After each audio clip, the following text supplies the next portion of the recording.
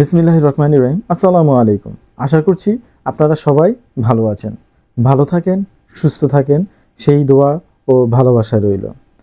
আজকের আলোচনার বিষয়বস্তু হচ্ছে আয়কর আইন 2023-এর ধারা 271 অনুযায়ী রিটার্নের ভিত্তিতে কর পরিশোধের ব্যর্থতার জন্য জরিমানা। একজন করদাতা তাহার আয়কর নথিটি জমা প্রদানের সময় আয়কর আইন 2023-এর 173 ধারা অনুযায়ী যে কর প্রদান করার কথা ছিল সেটা ভুলবশত জমা করেন নাই, বা ইচ্ছাকৃত ভুলের কারণেও জমা প্রদান করেন নাই, বা অনলাইনে রিটার্ন প্রদর্শন করার সময় অন্যের চালান নম্বর বসিয়ে জমা প্রদান করেছেন, বা ভুল চালান নম্বর বসিয়ে রিটার্ন জমা প্রদান করেছেন, সেই ক্ষেত্রে উপকর কমিশনার যদি এই মর্মে জ্ঞাত হন যে উক্ত করদাতার প্রদর্শিত রিটার্নে ভুল চালান বা ভুল তথ্য দিয়ে রিটার্ন জমা প্রদর্শন করেছেন, স্বীকৃতি করদায় যা ছিল তাহা পরিশোধ করেন নাই, সেই ক্ষেত্রে উপকর কমিশনার উক্ত ব্যক্তির উপর সম্পূর্ণ করের অনধিক 25% অথবা অপরিশোধিত আংশিক করের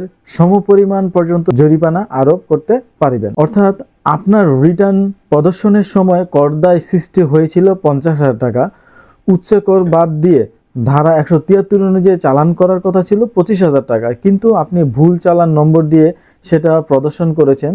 তাৎক্ষণিক সময়ে হয়তো আপনি জমা করেছেন ঠিকই, কিন্তু পরবর্তী সময় উপকর কমিশনার দেখলেন যে উক্ত তথ্য ভুল, তখন আপনার সেই 25,000 টাকার উপর 25% হারে অথবা সমপরিমাণ কর জরিমানা করতে পারেন।